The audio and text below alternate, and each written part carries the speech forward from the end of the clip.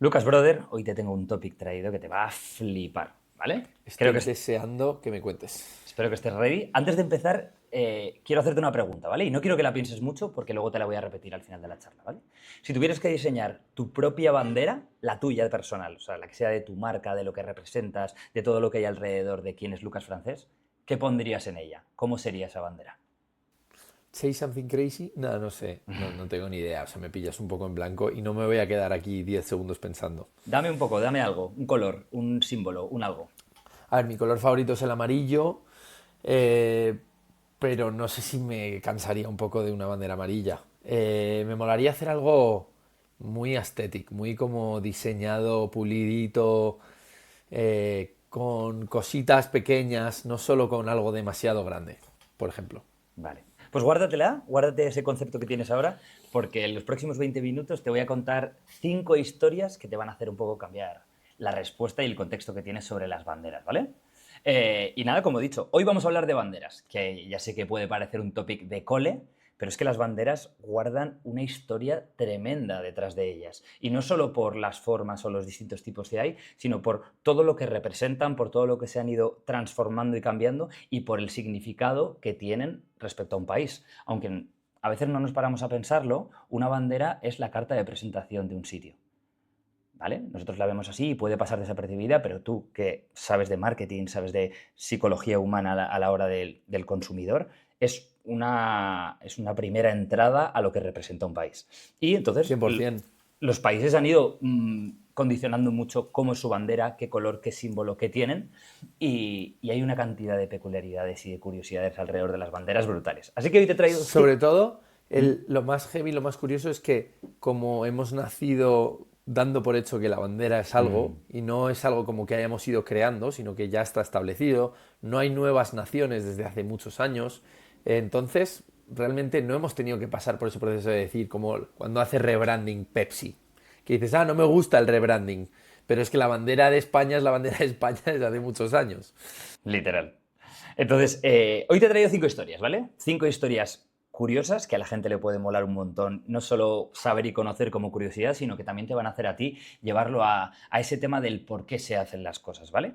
La primera es un símbolo que incomoda mucho cuando se ve, pero que puede tener un propósito bastante acorde a lo que han hecho, ¿vale? Y es la bandera de Mozambique. ¿Te suena un poco? Me suena porque un amigo nuestro, que se llama Manu, en un regalo invisible le tuve que regalar un regalo y él había estado en Mozambique y le regalé una mini bandera de Mozambique. Fíjate qué curioso. Vale, pues entonces te Si nos acordarás. está escuchando le va a gustar. Te acordarás o te sonará que la bandera de Mozambique tiene un símbolo bastante polémico delante, que es un fusil AK-47. Y dices, ¿cómo un país va a tener un arma moderna de ese estilo? Muchos tienen águilas, tienen sables o armas antiguas que van con la tradición del país. Pero este país de repente tiene un AK-47. Y lo más alucinante es que es porque la pusieron. Y es que en 2005 organizaron como un referéndum en el Parlamento y se hicieron un concurso de 169 propuestas, pues esta, por mayoría absoluta, se aprobó. Y es que la idea es que sea un sentido de identidad visual, que no puedas olvidarlo. Y es un choque que también tiene un sentido de provocación hacia las cosas, una provocación a la fortaleza que tiene el país. Lo puedes ver en muchos países también árabes, en los cuales tienen sables, tienen símbolos de guerra, pero estos han dicho, oye, pues ya que nosotros somos un país moderno, que se independizó de Portugal en el año 75, dice, oye, pues vamos a poner un arma moderna, que provoque también, que se hable de nosotros. Y eso se puede llevar a un montón de cosas y de marcas que nosotros conocemos, a símbolos que la gente hace directamente. O sea, por ejemplo, una marca de la que hemos hablado mil veces, de Nike, en plan, just do it. Just do it es irreverente, just do it en plan provoca, en plan, que te calles y lo hagas. ¿No te parece como o sea, que a veces es una estrategia muy directa, pero que puede tener un choque bastante positivo o un O sea, resultado bueno? quizá Just Do It no me parece una AK-47. ¿Vale? O sea, por dejar ahí un poco la línea roja, pero es cierto que es uno de los eslogans que más me gusta, si no el mejor, porque es lo más pragmático posible. Es, tío, hazlo, punto, no déjate de tonterías. Y es cierto que es bastante bold, bastante atrevido, pero no es una K-47, ¿no? Por ejemplo, las campañas de Patagonia, cuando empezaron, el eslogan era no te compres esta chaqueta, no es para ti. Y entonces iba toda la identidad de marca de nosotros somos para megadeportistas que les gusta la naturaleza, que les gusta explorar, salir a lo desconocido y demás. Entonces no te compres esta chaqueta. Y entonces marcaba esa irreverencia o esa polémica hacia que funcionase. Y ahora Patagonia es conocida mundialmente. Es bastante bestia que de primeras, cuando ves algo así, un mensaje que puede ser negativo o puede ser polémico, pues te puede llevar a algo de ese estilo. Lo han utilizado otras marcas como Supreme, por ejemplo, cuando hablaba de nosotros no somos para todo el mundo, somos para exclusivos para la gente que tiene nuestros valores. ¿Sabes? Que a veces somos muy friendly en las cosas cuando queremos hacer un proyecto o las grandes marcas intentar llegar a todos y a veces hay que, como tú muchas veces me has dicho, polarizarse y decir, oye, nosotros somos así y encima te lo dejamos marcadito.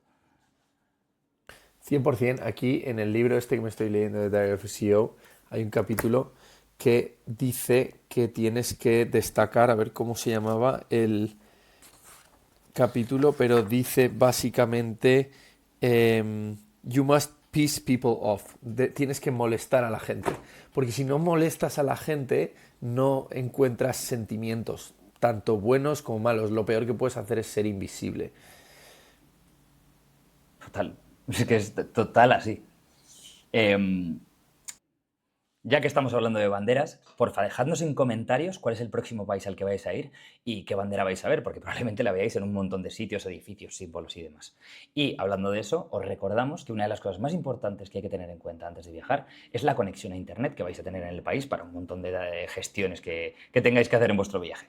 Nosotros utilizamos siempre Holafly, porque nos da datos ilimitados en el momento en el que aterrizamos, la activamos justo antes y tenemos una tranquilidad enorme el resto de días que viajamos. Está en más de 200 destinos, así que probablemente al sitio que vas entra dentro de Holafly y es comodísima. No tienes que preocuparte por el roaming, no tienes que preocuparte por que se te acaben los datos, por buscar una SIM física y te da una tranquilidad tremenda. Aparte te dan un soporte 24/7 brutal. Si viajáis mucho como nosotros, el siguiente paso, que también es brutal, es un buen lifehack, son los Holafly Plans, que son suscripciones mensuales en más de 160 destinos y lo que te permite es que cuando cruzas de frontera no tienes que cambiar de tarjeta, sino que es la misma y lo vas pagando una vez al mes. Además, ahora han sacado que con solo haber comprado una vez Holafly, se te activa Always On, que es 1 giga al mes para emergencias y que puedes utilizar en el momento en el que consideres. Lo que quiere Holafly al final es que nunca te quedes desconectado y puedas contar con internet para cualquier necesidad. Usa nuestro código CRAZY, acuérdate, CRAZY, para tener un 5% de descuento en tu próxima eSIM de Holafly o un 10% el primer año en los Holafly Plans. Viaja conectado, que va a ser muchísimo mejor, y espero que te guste y te esté gustando este talk de banderas. Yo creo que todo es una competición por destacar, todo es una competición por dejar claro cuál es tu objetivo, cuáles son tus valores, pero muchas veces hay que intentar salirse un poco de la caja, salir un poco de outside the box, como intentamos nosotros muchas veces cuando hablamos de Crazy Mile y de nuestro proyecto y de nuestro mensaje. Y eso me viene muy bien para la segunda bandera, que yo creo que te va a molar mucho. Es un país en el que no hemos estado y siempre hemos querido estar, que es la bandera de Nepal. La bandera de Nepal es curiosa porque no solo le mete cosas y símbolos dentro para intentar diferenciarse, sino que piensa fuera de la caja y dice, oye, todas las banderas son rectangulares. Nosotros no vamos a hacer una bandera rectangular. Y es la única bandera del mundo que en vez de ser un rectángulo, son dos triángulos así apilados. Y dices, pero qué raro es esto. De hecho, en el mapa que tenemos de la vuelta al mundo, queda ahí como un hueco, un espacio que dices, uy, ¿por qué es así? Y te obliga a mirarla. Ese intento de diferenciación, de cuando es genuina y no es forzado, cuando intenta englobar el por qué es así, que al final es el símbolo de las montañas, esos triángulos representan las montañas, joder, eso es una forma brutal de decir, aquí somos nosotros, somos diferentes y mira que están entre dos grandes potencias y hay que buscar la manera de diferenciarse. ¿Se te ocurren así ejemplos de cosas que hemos visto en marcas, en mensajes y demás que intenten salir un poco fuera de la caja y que te digan, qué buena manera, no se me habría ocurrido? Porque si yo, desde luego, si pienso en hacer una bandera para mí y que se me represente, ya me encajono en el rectángulo. O sea, no me la imagino, porque no me acuerdo de cómo es exactamente, pero creo que, por ejemplo, la bandera de Suiza muchas veces se representa cuadrada en vez de rectangular. Eso me suena. Pero por ejemplo en el Parlamento Europeo sí que está de manera rectangular. Y Nepal se niega. En todas las representaciones que tiene que haber, tiene que estar los dos triangulitos, no es ni siquiera un cuadrado. Y es que es muy bestia. Es muy bestial. O sea, todo lo que tiene que suponer eso a nivel burocrático, a nivel de controlar que siempre se haga así, pero bueno, te has diferenciado completamente, ¿sabes? O sea, la constitución de Nepal incluye instrucciones matemáticas en cómo dibujarlo correctamente. O sea, le han dedicado muchísimo tiempo a organizarlo. Y a cambio, es la bandera más difícil de replicar del planeta. Otro país puede replicar completamente una bandera de otro sitio. De hecho, muchas veces ves los países de Oceanía y no sabes diferenciarlos entre ellos. La bandera de Nueva Zelanda con la de Australia muchas veces se confunde, porque las estrellitas de dentro unas son rojas y otras son blancas. Y en cambio esta es muy complicado de copiar o de hacer algo que se confunda. Y es una manera de diferenciarse brutal. Pues sí, mola, mola. No sé qué le está pasando a mi cámara, pero bueno, me escucháis. Em, pues está guapo. O sea, si te soy sincero, no me parece fascinante. Bueno, Pero a bueno, mí... o sea, O sea, me está sonando un poco a Fun with Flags de Sheldon Cooper en Big Bang Theory. bueno, es Pero bueno, como lo de las fronteras, como al final el que todo lo que hay detrás y que vemos directamente en un mapa, ya sea una frontera o sea un símbolo como una bandera o como un escudo, recoge detrás un montón de curiosidades y particularidades que de primeras pueden en plan chocar y decir, ostras, qué guapo, y luego ver que tiene un significado y que tiene un componente súper interesante que hace que va mucho más allá que el propio símbolo, ¿sabes? Por ejemplo, la siguiente, hablando en plan un poco más del significado y del rebranding de las cosas, de que es importante brandear muy bien todo, desde una propia nación hasta una marca, es el rebranding más importante de la historia. Y es que en Sudáfrica, en 1994, se hace un referéndum, entra Nelson Mandela en el país y la bandera que había antes representaba el apartheid. Yo que juego al rugby he visto los mundiales y la bandera era muy parecida a la de India. De hecho, si te la enseño muchas veces la confundirías. Pero la bandera que ahora nosotros conocemos de Sudáfrica tiene un montón de colores y es distinto. Y es que el país en ese momento necesitaba una nueva identidad y una nueva bandera, ¿sabes? Y además, por el tiempo en el que llegaban y por el momento que iban a firmar la Constitución, solo tenían 6 semanas para diseñarla, para proponerla y demás. Y entonces trajeron a concurso como 100 propuestas y ninguna llegaba a ningún lado porque ningún color representaba a toda la nación, sino que eran grupos específicos. Y entonces llegó Mandela y dijo, vamos a juntar los 5 o 6 colores que representen a toda la nación y aunque sea en plan un collage de banderas, vamos a buscar la manera de que nos representen a todos. Y entonces lo que hacen es eso, hacer un collage cuando antes la bandera de manera así como superficial entre países tenían que tener 1, 2 o 3 colores como máximo y dice, pues nosotros metemos 7. Y ahora es una de las banderas más simbólicas del mundo. Y eso se ha visto no solo con banderas, sino se ha visto en el rebranding de un montón de cosas, a nivel de caligrafía, y sobre todo a nivel de colores. Mira lo que hace Apple en el 78 cuando saca el Macintosh. Dice, vale, normalmente las empresas tienen un logo así muy arcaico, muy gris o muy de un color solo, y de repente le meten una manzana llena de colores. Y ahora es imposible que alguien no vea esa manzana llena de colores y sepa de lo que hablamos. Es muy bestia el intentar diferenciarse, intentando salir un poco de lo que suele ser el contexto de las cosas y que tiene un significado por detrás de unión de toda una nación. Eso está ¿y qué muy impacto guapo. crees que tiene eso que ha hecho, por ejemplo, Nepal y Sudáfrica? Porque yo creo que la gente no es consciente de eso. O sea, O sea, porque Apple también ha revolucionado el mundo, es un ejemplo muy concreto, pero ¿por qué esos dos ejemplos de Nepal y de Sudáfrica han marcado la diferencia? pues por ejemplo, el de Sudáfrica es una declaración de intenciones. No vale de nada un rebranding de algo si la declaración de intenciones que haces con eso, que es unir a todas las culturas, no lleva a algún lado. Nosotros cuando pensamos en Sudáfrica, aunque hemos estado y hemos visto playas, sitios bonitos, Cape Town, espectacular, zonas de parques naturales brutales, Sudáfrica es un ejemplo de cómo luchar contra el racismo, contra la desigualdad y cómo intentar unir a un país. Nosotros, Nelson Mandela lo conocemos por eso. Y no lo conocemos por esa bandera, pero esa bandera es el símbolo de lo que él quería intentar y de lo que consiguió, que es cada etnia, la parte africana, la parte de los británicos, de los holandeses, todas las etnias africanas tienen una sensación distinta y que son un pueblo distinto, pero nosotros somos Sudáfrica y entonces somos una mezcla de todo. Y con ese símbolo vamos con ello. Es nuestra declaración de intenciones al mundo de que somos una nueva nación. Y gracias a eso lo tienen. Como todo, un símbolo no significa nada si no tiene luego un impacto. da igual la marca en la que pensemos. Y eso va muy acorde a ello. El de Nepal mismamente, oye, somos una nación súper pequeñita entre las dos grandes poblaciones del mundo, que son la India y China, en las cuales tienen un protagonismo enorme en el mundo, pero nosotros que tenemos diferenciación, somos el país en la altura, somos el país que tiene las montañas más grandes del mundo, el país del simbolismo, es el único país bandera del mundo que tiene un sol separado y una estrella. Dice, en plan, aquí pasa todo, aquí pasa el día, la noche, porque estamos en lo alto del mundo. Y eso lo representan con su bandera. Es una declaración de intenciones de quiénes somos como identidad. Y eso está muy guapo. Cuando nosotros, yo me acuerdo esos meses que estábamos pensando, ¿cómo representábamos The Crazy Mile? ¿Cuál es la declaración de intenciones de lo que queremos hacer? Y tú viniste con la ola de Okusai, ¿no? A eso es lo que vamos. Cuéntanos, o sea, recuérdame un poco cómo fue ese proceso y por qué elegimos eso, porque tiene un sentido.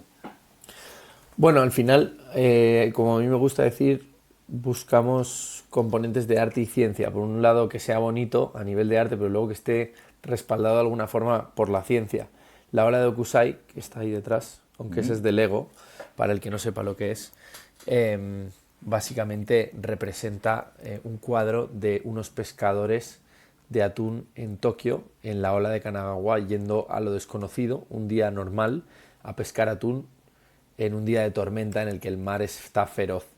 Y para nosotros ir a dar la vuelta al mundo era ir a lo desconocido, ir a un lugar que no teníamos ni idea de dónde íbamos a estar, ni cómo íbamos a sobrevivir, bueno, sí sobrevivir, pero cómo íbamos a tener que comportarnos y ir explorando, ¿no? Entonces vi ese simbolismo a nivel más artístico, pero luego además también me gustó mucho que la ola de Okusai es el cuadro más reproducido de la historia. Entonces, al ser el cuadro más reproducido de la historia, no quiere decir que sea el más conocido, porque el más conocido probablemente sea la Mona Lisa, el que más marketing tiene, el más famoso, pero al ser el más reproducido de la historia, tiene un componente de que la gente sabe lo que es y es familiar. El concepto de... Es como cuando un artista, un músico, samplea una canción antigua y la mete dentro de un nuevo ritmo, pero con una nueva letra, base, lo que sea, lo hemos visto mil veces, ¿no? Eso lo que te permite es generar ese grado de familiaridad suficiente como para que a la gente le guste, pero con una nueva alteración que hace que parezca nuevo. Entonces, eso mismo yo creo que es un poco lo que buscamos en The Crazy Mile, que no hemos montado Nike, pero bueno, ese fue nuestro approach y al final yo creo que eso mola, ¿no? Entender un poco cómo se piensan las cosas desde dentro y seguramente la mayoría de las empresas que conocemos han tenido pues, un proceso de ideación o lo han hecho a través de pues, a lo mejor una empresa de marketing, pero que ha hecho eso por ellos, ¿no? Y les ha deconstruido el concepto para que lo entiendan.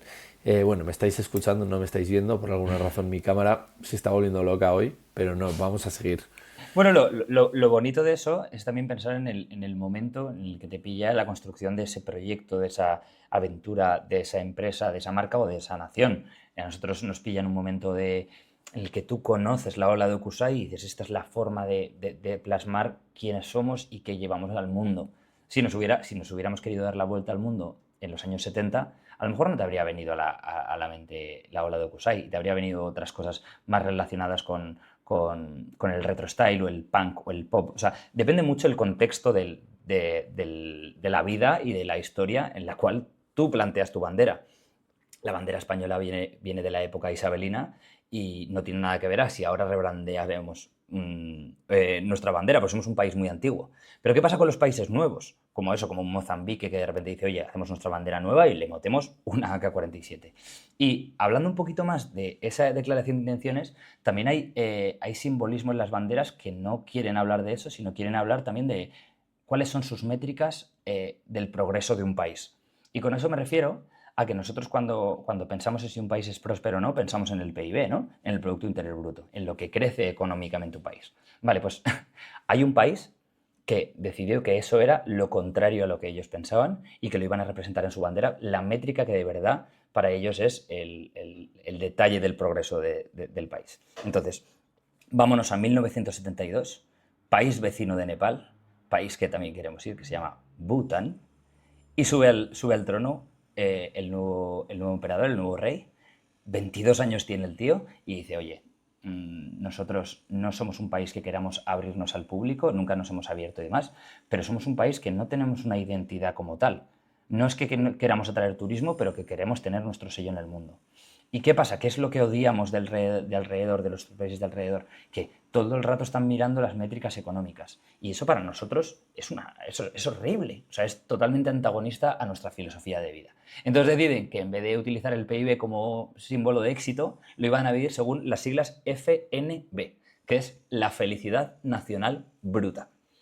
O sea, Bután es el único país del mundo cuya métrica oficial del progreso es la felicidad de los ciudadanos. ¿Cómo miden eso y cómo es esa fórmula y tal? No la sé. Pero la gracia es que ellos dijeron, bueno, pues ya que esa es nuestra métrica de éxito del país, lo vamos a representar en la bandera.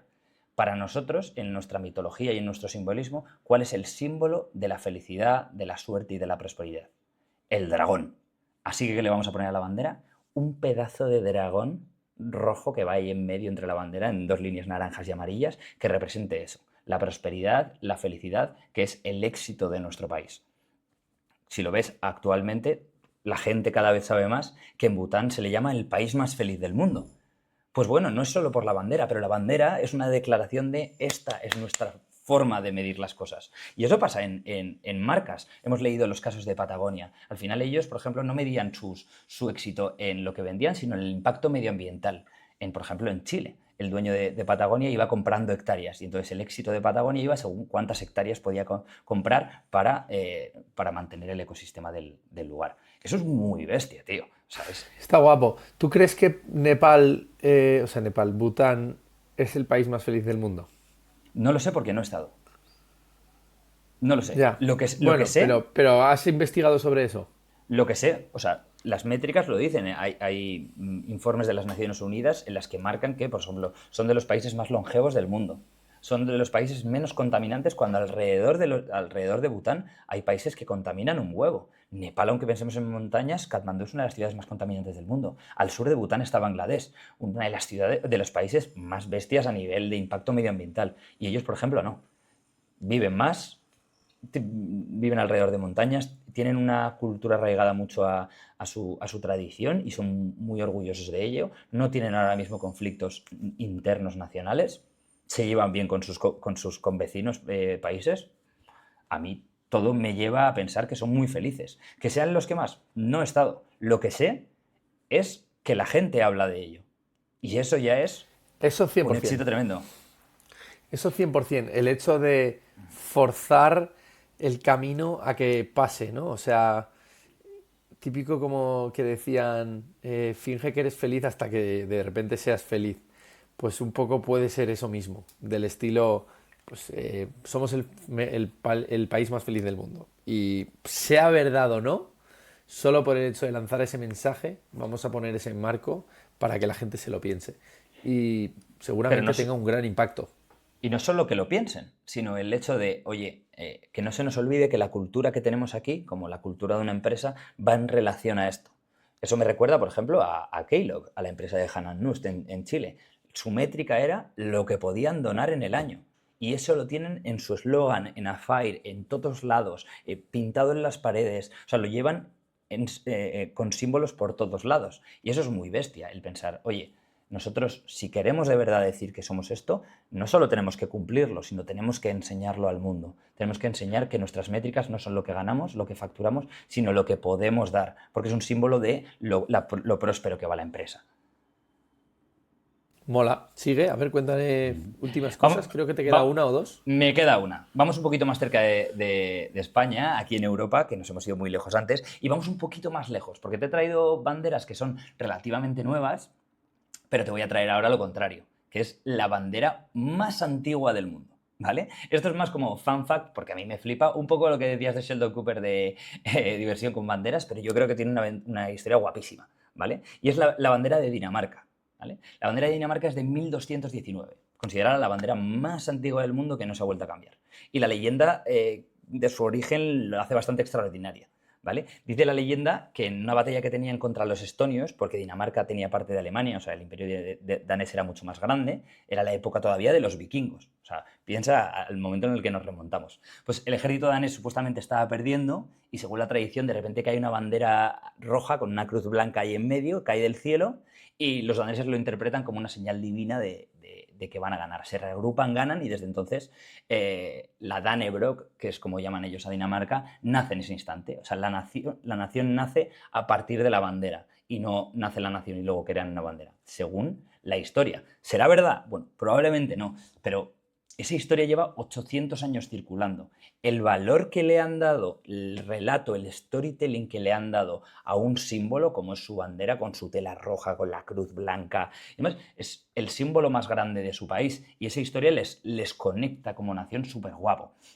Y me mola hablar de eso también por el misticismo y el origen de las marcas, que se le engorda mucho y que le dan también valor. A Apple le damos mucho valor, obviamente, por la tecnología, por lo disruptivo, por la manera en la que han ido visionando a 10 años adelante lo que va a ir pasando, pero también a la visión de Steve Jobs. ¿Y quién no conoce, por ejemplo, la historia del garaje de casa de Steve Jobs en su casa, ahí viendo cómo iban a crearse el founder de Nike con la suela esa de hierro, que es la primera que usó de molde? Todas esas historias que son símbolos que engordan la estructura y el poder de una marca. ¿Y qué sería de esas marcas si no tuvieran también ese poder? ¿Sabes? Ese símbolo. Cuando tú le das una historia, un storytelling, un misticismo a algo, a un símbolo que engloba una marca o a una empresa o a un proyecto como de Crazy Mile, le da como más sentido y más cuerpo. Y eso está muy guapo. Sí, yo creo que es importante que lo que decíamos antes, que tiene que destacar de alguna forma.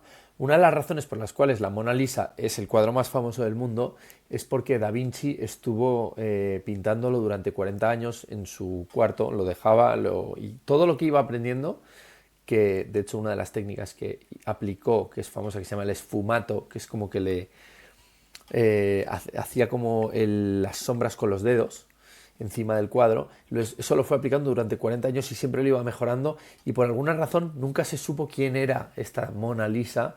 No se sabía si era un amante, si era la tal de no sé qué y no sé cuántos. Todo ese misticismo, todo ese simbolismo detrás de la sonrisa, de la técnica que utilizó Da Vinci, hizo que se hablase mucho de ese cuadro, que personalmente, y voy a decir una barbaridad, a mí no me parece el cuadro más bonito del mundo. O sea, me parece un cuadro de una tía. Lo que pasa es que ha tenido muchísimo bombo, pero a mí me gusta mucho más la ola de Okusai, personalmente. Pero claro, luego yo que sé, te puedes poner a comparar un montón de cosas, ¿no? Y un montón de simbologías del arte y tal. Pero independientemente de lo que yo opine, que está muy bien, es mi opinión, eso es así. O sea, se ha hablado tanto de ese cuadro que al final ha generado el suficiente bombo, la polarización, la discusión, conversación, como para que ese cuadro esté posicionado como el cuadro más famoso de la historia. Pues eso mismo pasa sobre los productos, sobre los servicios, las compañías, las personas. Al final hay personas que polarizan la sociedad y hacen un montón de, yo qué sé, polémica, para bien, para mal, impacto por un lado, no sé qué, y eso hace que tú cobres protagonismo, y el incentivo es que tú mueves masas, porque cuando tú haces que una persona esté en contra tuyo, de alguna forma hay gente que sale a defenderte. Pueden ser más o pueden ser menos, pero cuando tú polarizas, la gente dice, ah, sí, no, pues yo es que me quiero posicionar en el otro lado, porque les estás dando una razón de identidad. Y eso yo creo que es un poco el takeaway que se puede sacar a nivel, digamos, general de toda esta conversación, ya sea de banderas, ya sea de empresas, ya sea de personas o de cuadros. Si tú polarizas de alguna forma y te posicionas, te creas una identidad y algo a lo que te estás enfrentando, la gente va a querer posicionarse contigo. Y eso yo creo que Yo, es bastante potente. Yo creo que el takeaway va más allá, porque te he puesto ejemplos el primero, de polarizar, de ser irreverente y dejar claro cuál, como por ejemplo la bandera de Mozambique con la AK-47. Te he puesto ejemplos de dejar claro cuál es tu identidad y de mostrársela al mundo, como por ejemplo es Nepal, o incluso de cuál es tu forma de vivir y de ser, como es la de Bután, con sus métricas y con su dragón, o incluso también el hecho de, oye, este es nuestro proyecto nuevo, aquí es hacia donde vamos, no solo lo que somos, sino lo que queremos ser, que es la bandera de Sudáfrica. Y luego la bandera de Dinamarca, el decir, oye, qué bonito es cuando le das bombo y storytelling a un origen, a un inicio, para que le dé cuerpo al resto de cosas. Como por ejemplo es eso, la bandera de Dinamarca, o como por ejemplo es el garaje de la familia Jobs, y ahí ellos, quien no conoce esa historia, o quien no se ve relatable cuando se hace una foto diciendo voy a empezar a emprender y se hace una foto en un garaje. Pues es por eso, por ese storytelling. Teniendo esas patas ahí metidas, todos esos topics de polarización, origen, destinos, significado y declaración de intenciones, ¿se te ocurre cómo harías ahora tu bandera? Haz un ejercicio de qué meterías o no, o qué cambiarías respecto a lo que me has hecho al principio. Pues si te soy sincero, me pillas un poco en frío. Creo que intentaría un poco seguir lo mismo que te he dicho antes. O sea, yo es que todos estos principios así más marketingianos, me gusta vivir acorde a ello y cada vez que diseño algo intento pensar las cosas así. Me molaría hacer algo minimalista, algo con intención, algo con diferentes símbolos, eh, relativamente polarizado, como de extremos. Me gusta el contraste, me gusta que, pues como en nuestras fuentes de Crazy Mail, que tenemos una que es más bold y otra que es más escrita, me gustaría que hubiese una zona más minimalista y otra con textura, no sé, contraste en general, pero un poco lo que te he dicho antes. Los colores, pues tendría que verlo, tendría que plantarme y decir, vale, esto quiero que sea mi bandera, pero no creo que sea un proceso de, venga, te lo digo en 15 segundos, es una cosa que le dedicaría a mi vida, o Claro. le dedicaría, pues yo qué sé, un año de mi vida a decir, esta es mi bandera, porque al final si voy a vivir, yo qué sé, no sé cuánto, no tengo ni idea, pero muchos años espero, no me vale con hacer una cosa en 15 minutos. Así que eso es lo que yo te diría, que yo creo que tienes que ponerle intencionalidad a las cosas y sobre todo si vas a eh, llevar una bandera en el pecho durante toda tu vida, pues al menos piénsatelo un poco. Que a lo mejor de repente hay gente que le da igual y coge y dice, sí, mira, pues, te pongo un ejemplo, eh, yo qué sé, hay empresas que cogen y dicen ChatGPT, OpenAI, que nosotros vimos cómo diseñaron el logo en San Francisco. Vale, sí, está todo pensado y tal, pero ChatGPT es un nombre que al final, ¿qué de atractivo tiene el nombre ChatGPT? GPT. O sea, antes de que ahora lo habla todo el mundo, pero antes de eso nadie sabía lo que era GPT. Probablemente la gente no sabe lo que significa GPT, pero el producto ha sido tan bueno y tan revolucionario que el mero hecho de que sea bueno y revolucionario ha marcado que la palabra se extienda por el mundo. Y la gente sabe lo que es y ve el logo y sabe que eso es ChatGPT. Entonces es casi muchas veces independiente de que tú le pongas intencionalidad y lo diseñes, sino muchas veces de tener el mejor producto. O de tener, y con el mejor producto hablo de pues, si vendes chanclas, chanclas, o si eres una persona y eres un tío alucinante que quiere seguir y que es un líder, pues la gente te va a seguir aunque tengas una bandera de color blanca y marrón. Bueno, yo no lo veo como algo que sea lo más importante, lo veo como que los símbolos marcan la historia y marcan el mundo. Cuando veíamos la peli del Código Da Vinci hablaban de los simbolismos y lo importante que son para los líderes durante toda la historia, para las marcas, para todo, el representar tus valores y tu forma en algo que quede ahí para el resto de la historia es súper importante. Y me parece algo muy, muy, muy interesante y que se puede replicar mucho a un montón de ámbitos, a nivel económico, a nivel personal, sociológico, psicológico, emocional de la gente y de cómo somos como sociedad. Y pues nada, este era mi tema, tío. Espero que te haya molado mucho. Diversión con banderas. Sí, Nos vemos bastante en diversión. A ver, me ha molado, la verdad que hay cosas muy interesantes. Me acuerdo también cuando estábamos de viaje, no sé si fue el otro día, y hablábamos también de la bandera de España, que no lo has contado, pero lo has contado más o menos. Pero es cierto que yo creo que es interesante saber de dónde vienen tus banderas. A lo mejor la peña le da igual la bandera de Nepal o la de Mozambique, pero tu bandera, la verdad es que es interesante, ¿no? Como poco es el simbolismo de lo que quiere hacer tu país y lo que quiere transmitir. Tu bandera, tus marcas, las cosas que vistes, tiene sentido porque hay gente pensando eso. Y eso mola, desde luego. O sea, yo creo que si hubiese escuchado este episodio de cero, diría, qué interesante. Top. Pues nada, nos vemos en el próximo. Nos vemos en el próximo. Abrazo.